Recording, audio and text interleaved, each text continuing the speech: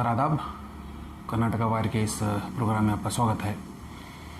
विकास दुबे का एनकाउंटर हो चुका है। ये खबर अभी पुरानी हुई है। सबको पता है कि जो राउडी शीटर था, यानी हिस्ट्री शीटर, छटा हुआ बदमाश उत्तर प्रदेश का विकास दुबे, इसका एनकाउंटर हुआ है कानपुर में शुक्रवार के दिन, यानी कल के दिन उत्तर प्रदेश पुलिस द्वारा। अब उत्तर प्रदेश पुलिस वैसे तो अपनी पीठ थपथपा रही है, ये कहते हुए कि उन्होंने एक बहुत ही शातिर बदमाश जिस पर 60 से ज़्यादा खून का और दूसरे कई सारे जुर्म का इल्ज़ाम लगा हुआ था और उसने 8 पुलिस वालों की हत्या की थी, तो उसका हिसाब चुका दिया है और आखिरकार उत्तर प्रदेश पुलिस ने विकास दुबे को ख़त्म कर दिया। ये अपनी पीठ थपथपा रहे हैं और अपनी ही तारीफ़ कर रहे हैं। लेकिन इसके बाद बहुत सारे सवाल अभी उत्तर प्रदेश पुलिस के सामने हैं और ये पूरा इनकाउंटर एक तरीके से बड़ी एक गुत्थी सी बन गया है, जिसमें और चीज़ें ज़्यादा उलझती जा रही हैं, सुलझती नहीं जा रही है, क्योंकि सवाल इतने ज़्यादा उठ रहे हैं और उत्तर प्रदेश पुलिस फ़िलहाल लगता है कि ऐसी हालत में नहीं है कि इतने सारे सवालों का जवाब देने की वो अभी हालत में नहीं है। क्योंकि उत्तर प्रदेश पुलिस जिस तरह से उन्होंने पूरा एनकाउंटर रचा है या एनकाउंटर किया है, जो हुआ है, उसके बाद जो घटनाक्रम हुआ है और उससे पहले जो घटनाक्रम हुआ है, उसे देखते हुए ऐसा लग रहा है ये पूरे एनकाउंटर में जो दिखाने की कोशिश की जा रही है लोगों के सामने, वो कुछ अलग ही है और पर्दे की पीछे की सच्चाई बहुत अलग है। तो उत्तर प्रदेश पुलिस के सामने सवाल हैं, जो जेन्युइन सवाल जो लोग उठा रहे हैं, जिसमें विरोधी दल भी हो, कुछ एक्सपर्ट भी हो,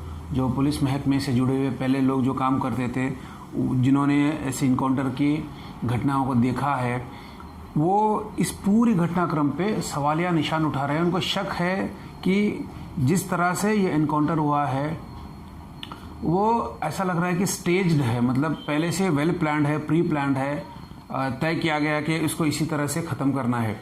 ये कोई अचानक हुई घटना नहीं है कि जो अपराधी है फरार होने की कोशिश कर रहा था और उसने पुलिस पर हमला किया और जवाबी कार्रवाई में विकास दुबे मर गया। ऐसा कुछ नहीं है, इसमें कुछ और है जो लोगों से छुपाया जा रहा है। सवाल कुछ हैं, जेन्युइन सवाल उठाए जा रहे हैं, जिसमें ये सवाल देखने से पहले आप ये समझ लीजिए कि ये पूरा घटनाक्रम, जैसे आपको पता है कि गुरुवार के दिन उज्जैन से मध्य प्रदेश में, जो उज्जैन है, वहाँ एक महाकाली मंदिर में विकास दुबे को पकड़ा जाता है। उनको पुलिस को, उत्तर प्रदेश पुलिस की STF को एक जानकारी मिलती है किसी के ज़रिए और पुलिस पहुँच जाती है उज्जैन के मंदिर में और वहाँ विकास दुबे को अरेस्ट करती है। और जिस तरह से उसको लाया जा रहा है, उससे ऐसा लगता है कि वो बिल्कुल आराम से आ रहा है, उसने एक तरीके से सरेंडर किया है, उसको कोई बेड़ियाँ नहीं पहनाई गई थी, वो बस आराम से चलता हुआ आ रहा है, उसको गाड़ी में बिठाया जा रहा है, ये हम देख रहे हैं। तो इस तरह से ऐसा लग रहा है कि जैसे वो पुलिस पे बहुत ज़्यादा ऐसा कुछ दबाव नहीं था और पुलिस को भी नहीं लगता था कि कहीं भाग के जाने वाला है।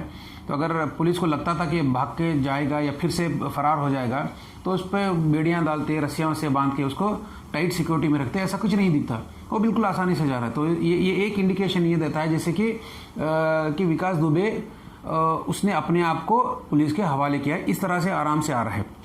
ये घटना होती है। उसके बाद उसको, मतलब विकास दुबे को 700 किलोमीटर दूर उज्जैन से उसको कानपुर लाने की तैयारी करते हैं।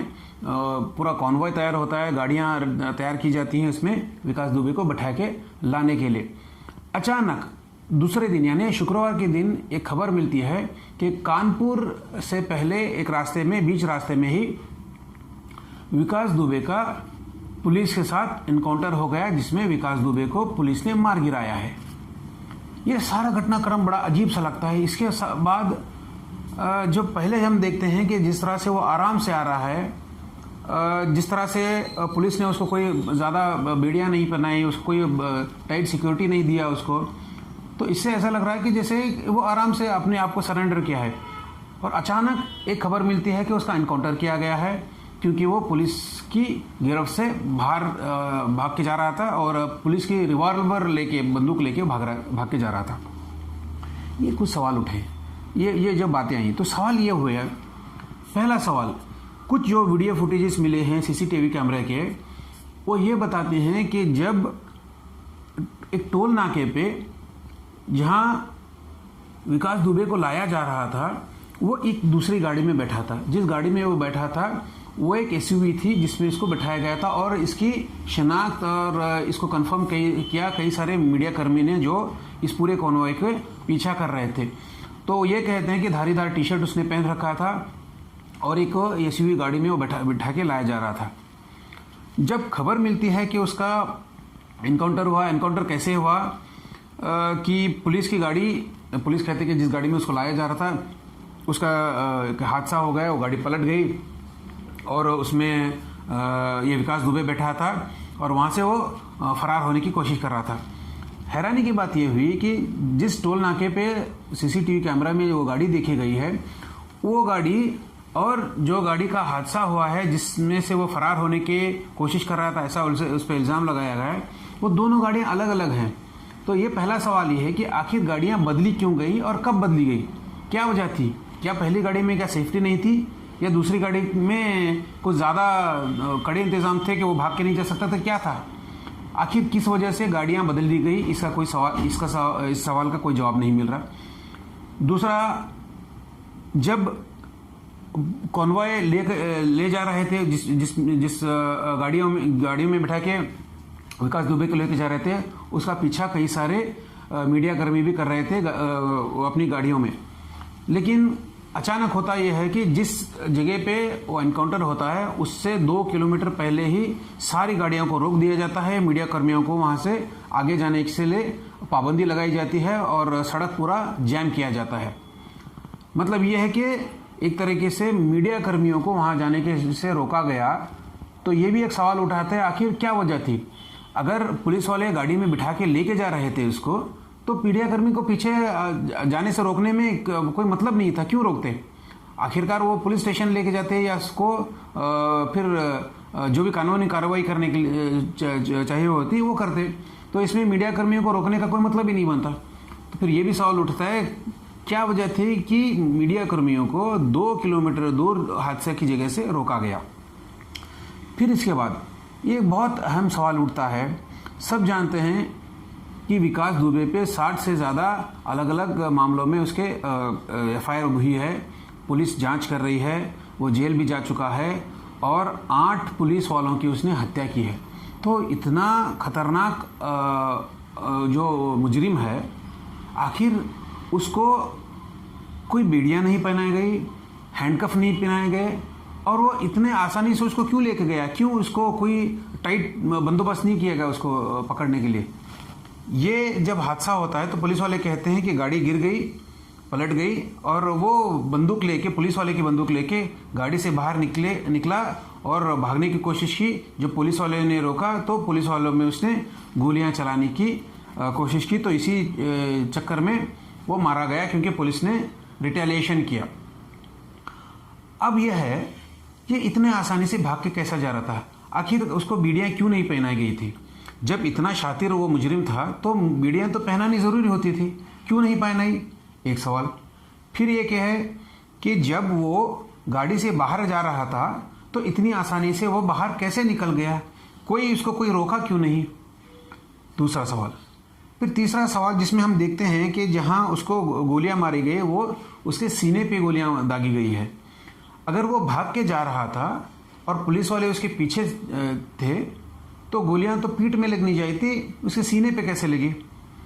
ठीक है, अगर ये भी मान लें कि वो पलट गया और वापस गोली मारने के पुलिस वालों पर हमला करने की कोशिश की, इसलिए पुलिस वालों ने उसका जवाब में गोलियां चलाई, तो उसके बदले जब गोलियां चलाई तो उसको 3 से 4 गोलियां लगी और वो ढेर हो गया। अब ये नहीं समझ में आता कि उस वक्त पुलिस वाले कहाँ थे और कितने पुलिस वाले थे, ये कितनी दूरी पे था, और उसने गोली चलाई या नहीं चलाई, तो किस पर लगी? क्या वो हवा में चली? पुलिस की जो गन थी वो अगर लोडेड थी तो उसमें क्या सारी गोलियां भरी हुई थी? अगर चलाई तो उसमें कितनी गोलियां बची? कई सारे सवाल हैं। ये इतने सारे सवाल उत्तर प्रदेश पुलिस के सामने हैं। इससे बिल्कुल ऐसा लग रहा है कि जो कुछ भी ये एनकाउंटर हुआ इसमें बहुत सारी चीज़ों को छुपाने की कोशिश की जा रही है और ये इल्ज़ाम लग रहा है उत्तर प्रदेश पुलिस पे, क्योंकि विकास दुबे राजनीति का संरक्षण उसको मिला था, राजनेताओं का, ये तो सबको पता है। वो राजनीति में था, बहुत सारे बड़े लोगों के साथ, खासकर पॉलिटिशियन के साथ उसका उठना बैठना था। तो इसका मतलब हो सकता है कि वो कई लोगों का राजदार था, कई लोगों से, पॉलिटिशियन से उसकी जानकारी थी। हो सकता है कि इनकी जो साठगांठ है, ये साठगांठ ही अब तक उसको बचाए रखी थी। लेकिन जब उसने पुलिस वालों की हत्या की और पुलिस वालों ने उसको जब पकड़ा, तो हो सकता है कि जो उसके आका थे, जो नेता थे उसके साथ जुड़े हुए, उनको कहीं ना कहीं डर था कि अगर ये पुलिस इंटरोगेशन में अपना मुंह खोल दे तो कई सारे नेताओं का उनके चेहरे से नकाब उठ जाएगा और पता चल जाएगा कि और कौन कौन नेता हैं जो इसको संरक्षण दे रहे थे। तो हो सकता है कि पुलिस वालों, ये जो नेता लोग हैं, ये डर के वो नहीं चाहते थे उनका नाम लोगों में आए। अपनी सेफ्टी के तहत उन्होंने पूरा ये प्लान रचाया, ऊपर से ऑर्डर दिलवाया ताकि विकास दुबे का खात्मा हो सके, विकास दुबे का मुंह ना खुले और मुंह खुलने से पहले उसकी आवाज़ को दबाया दिया जाए। ये ऐसे सारे सवाल अब उठ रहे हैं, कई सारे जो एक्सपर्ट हैं वो बोल रहे हैं। इसमें विरोधी दल भी शामिल हैं, अलग अलग लोग जो कांग्रेस से जुड़े हुए हो या समाजवादी पार्टी से जुड़े हुए लोग हैं, वो अब पूछ रहे हैं। जैसे कि प्रियंका गांधी ने अपने एक ट्वीट में कहा है कि खैर विकास दुबे तो मर गया, उसको मार दिया गया, लेकिन उनका क्या होगा जो इसके साथ जुड़े हुए थे, जिसको वो संरक्षण दे रहे थे। ये सवाल पूछे जा रहे हैं। उसके अलावा दिग्विजय सिंह वो भी यही सवाल उठा रहे हैं। समाजवादी पार्टी के नेता अखिलेश यादव ने भी इस पूरे एनकाउंटर पे एक सवाल उठाया है कि आखिर ये किस तरह से हुआ ये एनकाउंटर और इसमें क्या क्या छुपाने की कोशिश की जा रही है। इसी बीच एक घनश्याम उपाध्याय नाम के एक वकील हैं, उन्होंने सुप्रीम कोर्ट में एक केस दायर किया था और इस पूरे ये जैसे अरेस्ट किया गया था, अरेस्ट होने के बाद ये शायद घनश्याम उपाध्याय को लगता था कि कहीं ना कहीं विकास दुबे का एनकाउंटर हो जाएगा। तो इससे पहले इसने इन उपाध्याय वकील, इन्होंने सुप्रीम कोर्ट में केस भी दायर किया था।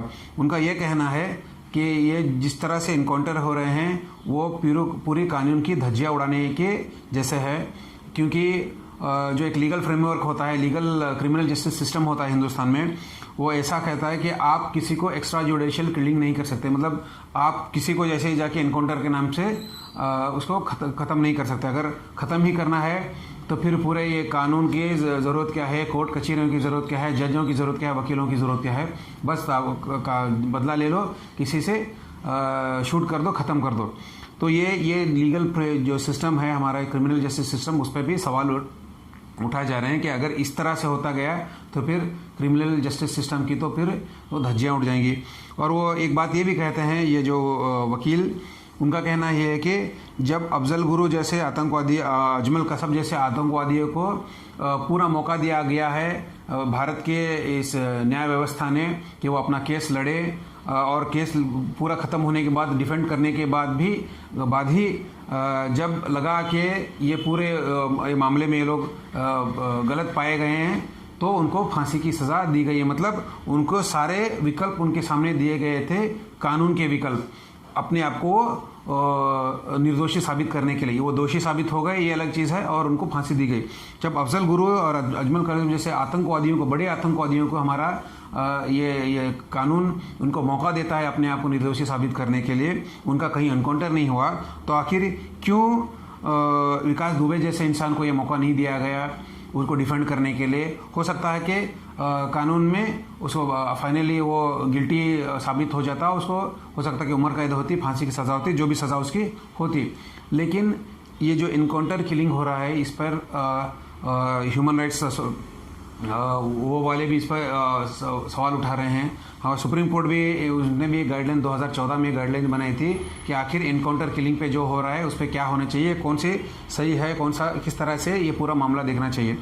तो ये जो पूरा जो हमने जब देखा इनकाउंटर किलिंग, इससे पहले विकास दुबे को मारने से पहले उसके कई सारे गुर्गों को भी उत्तर प्रदेश पुलिस ने मार गिराया है, ये कहते हुए कि वो पुलिस से भाग रहा था, पुलिस के रिवॉल्वर छीन के वो अपने आप को बचाने की कोशिश कर रहा था। वो तो रिटेलिएशन में ही उसका खून हुआ, इनकाउंटर हुआ। तो इसके बाद जो घटनाक्रम हमने सामने दिखाई दे रहा है उसमें पूरा ऐसा है कि ये पूरा मामला स्टेज्ड लगता है। इसमें कोई दो राय नहीं कि विकास दुबे एक बहुत ही छटा हुआ बदमाश था। उसको न्यायपालिका से कोई ज़रा भी उसको रहम की उम्मीद करनी ही नहीं चाहिए, सवाल ही नहीं बनता। क्योंकि जिस तरह से उसने मामले किए हैं, जिस तरह से उस पर खून के इल्ज़ाम लगे हुए हैं, कई सारे लोगों की उसने जान ली है, कई औरतों को शायद उसने विधवा बनाया है, बच्चों को उसने यतीम बनाया है, माँ बाप का साया बच्चों के सर से उसने छीना है। इतने सब क्राइम करने के बाद, जुर्म करने के बाद उस पर रहम का तो कोई मामला बनता ही नहीं। लेकिन इसका मतलब ये नहीं है कि न्यायपालिका और न्याय व्यवस्था के खिलाफ जाके पुलिस काम करे और बस किसी को भी चाहे वो उसका इनकाउंटर कर दे। तो ये इनकाउंटर ऐसा लग रहा है कि ये इनकाउंटर में कुछ लोगों को बचाने के लिए इनकाउंटर किया गया है, ना कि विकास दुबे को उसकी किए की सज़ा देने के लिए। किए की सज़ा तो कानून दे सकता था, कोर्ट अदालतें इसको दे सकती थी, लेकिन ये इस मामले में ऐसा लग रहा है कि मकसद उसको मारने का, उसको सज़ा दिलाना नहीं था, बल्कि कुछ और जो चेहरे हैं, जो विकास दुबे से जुड़े हुए लोग हैं, उनको बचाने का मकसद था।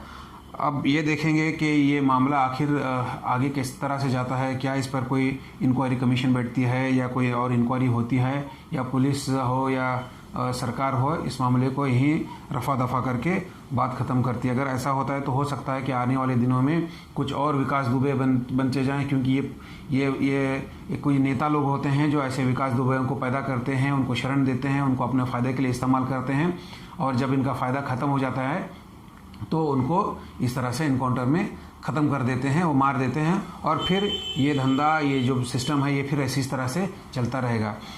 तो ऐसे विकास दुबे पैदा और ना हो, और जो इनके आका लोग हैं, जो नेता लोग हैं, उनको भी सज़ा मिलती रहे। तो अगर ऐसा होना है तो होना ज़रूर ये चाहिए कि कानून इस पर कड़ी कार्रवाई करे और इस पर इसकी कोई जांच हो, ताकि और एक तो विकास दुबे जैसे लोग और पनपे नहीं, और इनके आका लोगों को भी एक सबक मिलता रहे। देखेंगे ये आगे ये किस तरह से जाता है, या फिर ये सिस्टम वही रहता है जो पहले से चलता आ रहा है। धन्यवाद।